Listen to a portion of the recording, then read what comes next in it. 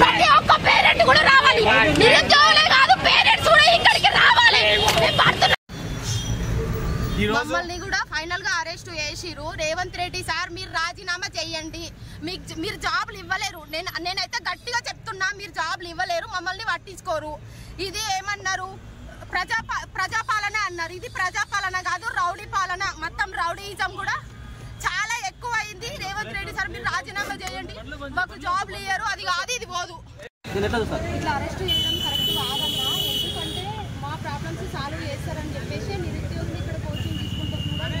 ప్రచారం చేసి పోయిన గవర్నమెంట్ చిక్కు అయితే ఓడించింది. ఈ గవర్నమెంట్ వస్తే మా ప్రాబ్లమ్స్ సాల్వ్ అవుతాయని గెలిపించుకున్నాము.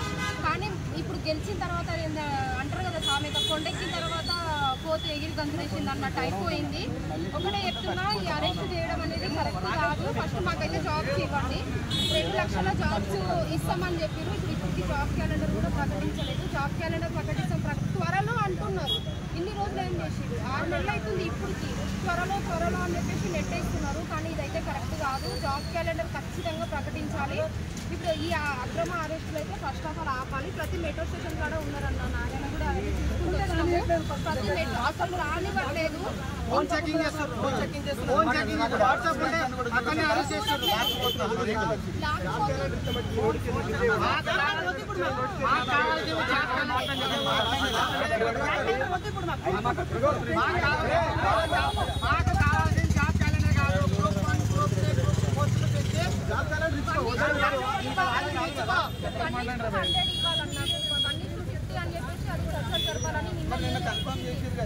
లేదు 1:100 ఇవ్వాలి. ఎందుకంటే మేము ఎన్నుకున్న గవర్నమెంట్ కదన్న, మా ఇష్టాలను కూడా పట్టించుకోవాలి కదా.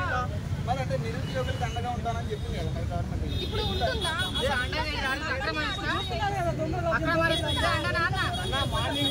మార్నింగ్ నుంచి మేము 7:30 నుంచి ఉన్నాం. ఎక్కువగా నిర్బంధిస్తున్నారు. మెట్రో చేసిన ఎక్కడ చూసినా కానీ ఫోన్లు చెక్ చేయడం, మధ్యలో ఉండడం, ఇంకోటి కూడా ఎత్తున్నారు. మా మధ్యలో ఉన్న కూడా మధ్యలో ఉంటే మాకు ఇన్ఫర్మేషన్ ఇచ్చి ఈరోజు ఈ ముట్టడిని ఈరోజు ఆపేలా చాలా పూజ చేస్తాం. కానీ ఈరోజు మాత్రం మేము ఎక్కడలేము. ముట్టడి చేసే వరకు మాత్రం మేము ధర్నా చూస్తాం. ఇక్కడ ఉన్న వాళ్ళందరికీ ఎక్కువ ఈరోజు కన్ఫర్మ్ చేసి ముట్టడి చేసి ఇక్కడ వెళ్తామని. కనీసం మరి ఈ రోజు స్పందన వస్తుందని ఎక్స్పెక్ట్ చేస్తున్నారు. స్పందన వచ్చే వరకు చేస్తాం. ఓయూ ఉస్మాన్ యూనివర్సిటీ పవర్ ఏందో మేము చూపేట వరకు ఇక్కడ నుంచి కదలమని ఈ మీడియా ద్వారా సీఎం రేవంత్ రెడ్డిని హెచ్చరిస్తున్నాం. ఎందుకంటే 100% అయితే, ఎందుకంటే ఈ రోజు స్టార్ట్ అయింది, ఈ రోజుతో అయిపోదు. రేపు ముందు ప్రతి రోజు జరుగుతుంది. ఈ రోజు కొద్దిగా ఆపొచ్చు, కానీ రేపైతే ఆపలేదు కదా. రేపు సెక్రటరీ పెట్టుకుని ఎల్లుండి సీఎం ఉంటాడు. అంతా కాకపోతే ప్రతి మినిస్టర్ ఇంటికి కూడా ఉంచుతాం మేము ఖచ్చితంగా. మీరు ఏం చెప్తారు? ఈరోజు తెలంగాణలో మంచి అసలు కక్షపూరితంగా పోలీసులను చూస్తే చూడొచ్చు. ఇంతమంది అప్పటిని కూడా అరెస్ట్ చేసి సుమారు